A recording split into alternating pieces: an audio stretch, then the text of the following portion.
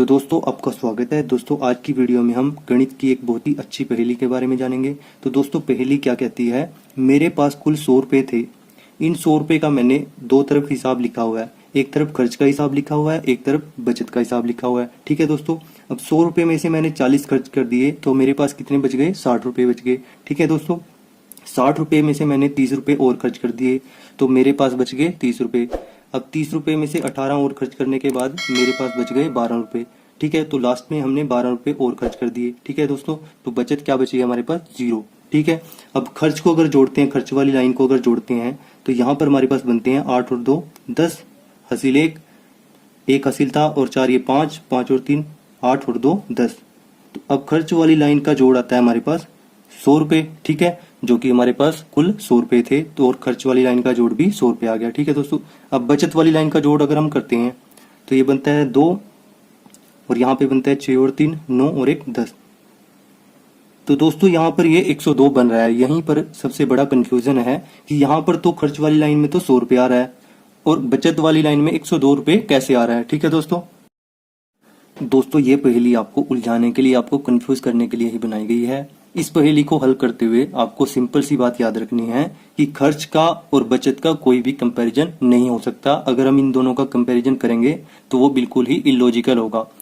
ये दोनों कभी भी बराबर नहीं आ सकते। आइए इसको एक एग्जांपल से और अच्छे से समझते हैं। मान लो हमारे पास 20 रुपए हैं।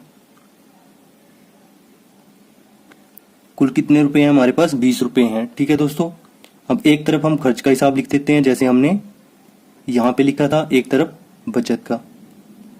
ठीक है दोस्तों, अब 20 रुपए में से हमने खर्च किए 12 रुपए। ठीक है, तो हमारे पास कितने बच गए, 8 रुपए बच गए। अब 8 में से 5 हमने फिर खर्च कर दिए, हमारे पास कितने बच गए, 3 बच गए। ठीक है दोस्तों, अब 3 को हमने दोबारा से यहाँ पर खर्च कर दिया तो हमारे पास कितने बच गए, 0 बच गए।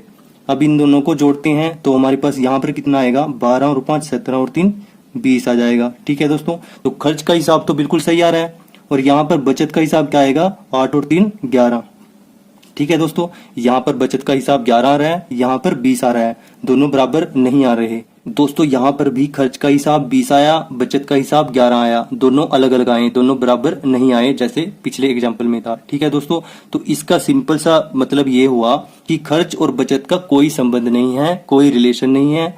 खर्च और बचत का हम कभी भी कंपैरिजन नहीं कर सकते। ठीक है दोस्तों, तो आपको जब भी ये पहेली, इस प्रकार की पहेली आपके सामने आए तो आपको इसका उत्तर यही देना है कि खर्च और बचत का कोई संबंध, कोई रिलेशन, कोई कंपैरिजन नहीं हो सकता।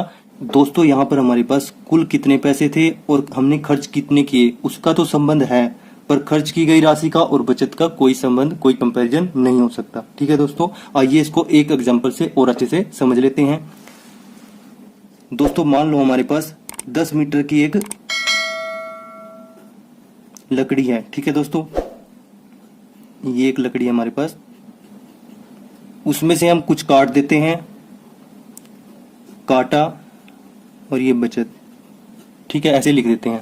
अब 10 मीटर की जो लकड़ी है उसमें से हम अगर 6 मीटर काट देते हैं तो हमारे पास कितना बच गया, 4 बच गया। ठीक है, अब 2 मीटर और काट देते हैं तो हमारे पास कितना बच गया, 2 बच गया। अब ये जो 2 मीटर था इसको भी काट देते हैं तो हमारे पास कितना बच जाएगा, 0। ठीक है, अब दोनों को जोड़ देते हैं, यहां पर बनेगा 6 और 4 10, यहां पर बनेगा 4 और 2 6। ठीक है दोस्तों, तो यहां पर 10 बन रहा है और यहां पर 6 बन रहा है, दोनों अलग अलग हैं।